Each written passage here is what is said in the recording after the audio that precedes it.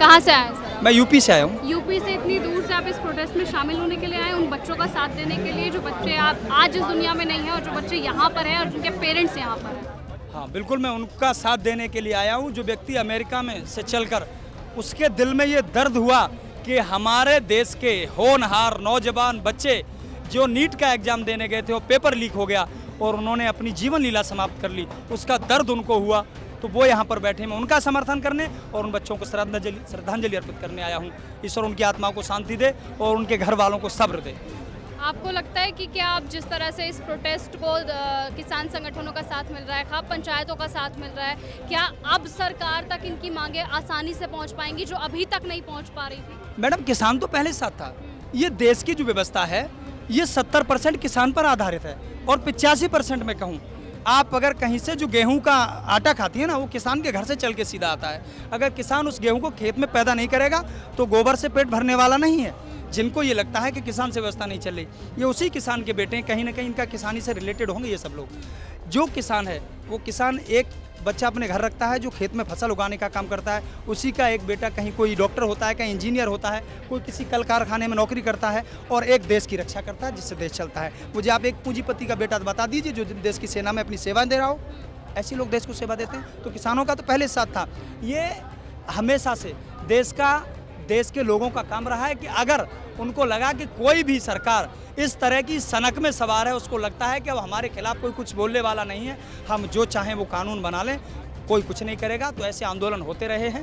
आपको पता होगा किसान आंदोलन 13 महीने चला। किसानों को तो आखिरकार 2 साल बाद जाके न्याय मिला था ना, वो भी तब जब वो लोग भूख हड़ताल पे उतर आए थे। आपको लगता है कि सरकार तभी मानेगी जब इतने सारे बच्चे एक साथ भूख हड़ताल पे उतरेंगे? हत्यारी सरकार है। 700 किसानों की हत्या कराने के बाद जो तथा कथित राष्ट्रभक्त ये कहते थे कि वो किसान नहीं है शुरुआत में, और फिर देश के माननीय प्रधानमंत्री जी 13 महीने बाद हाथ जोड़कर उन्हीं किसानों के सामने जाते हैं, अन्नदाताओं मेरा जो है तपस्या में कोई कमी रह गई, मेरे दिए की तरह सत्य आपको समझ में नहीं आया, मैं आपसे माफी मांगता हूं और काले कानून वापस लेता हूं। 13 महीने के बाद और 700 किसानों की शहादत के बाद। उसी तरह 21 बच्चों ने तो आत्महत्या कर ली, लेकिन अभी अपने पसंदीदा जो मंत्री है उसका इस्तीफा इसीलिए नहीं ले रहे हैं। अभी उनको लगता है कि डिजिट जो भाजपा की सरकार तो ये कहते हैं ना कि हमारे जो शासनकाल में इस्तीफे नहीं होते। भाजपा की सरकार का तो ये तर्क है, इस पर क्या कुछ कहेंगे?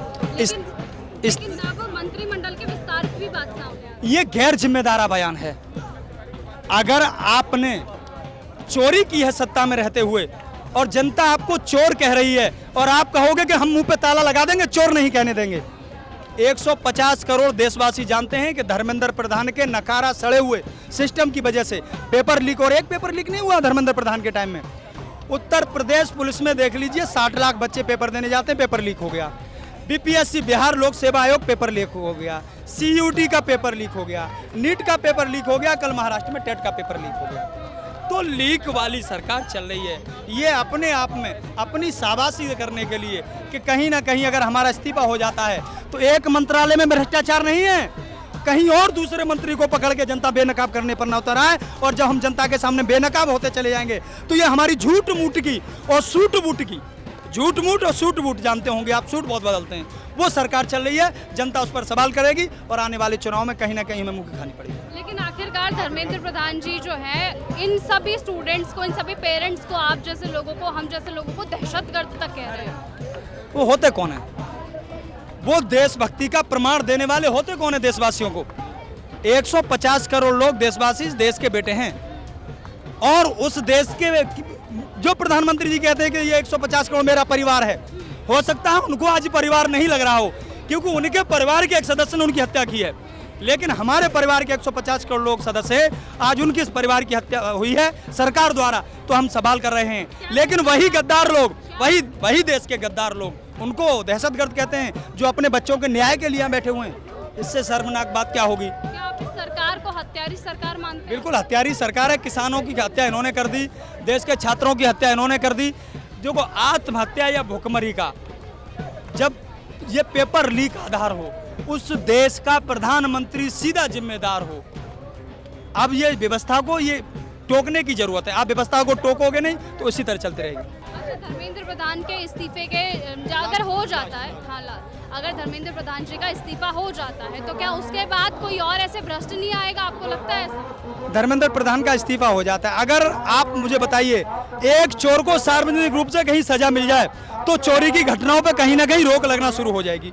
धर्मेंद्र प्रधान का इस्तीफा शुरू हो जाता है, वो इस्तीफा अगर हो जाता है तो कहीं ना कहीं सरकार को ये लगेगा कि हम पर लोग सवाल कर रहे हैं और वो अपना काम बखूबी करने का काम करेंगे। ये भी सरकार के लिए एक अच्छा मैसेज जाएगा। इसलिए आदरणीय प्रधानमंत्री जी को धर्मेंद्र प्रधान का इस्तीफा ले लेना चाहिए ताकि उनकी साख बनी रहे। अगर आपको ये हमारा वीडियो पसंद आया हो तो इसे लाइक और शेयर करना बिल्कुल ना भूलें। साथ ही हमारे चैनल न्यूज गंगा को सब्सक्राइब और फॉलो जरूर करें ताकि देश और दुनिया की हर बड़ी खबर आप तक सबसे पहले पहुंचे।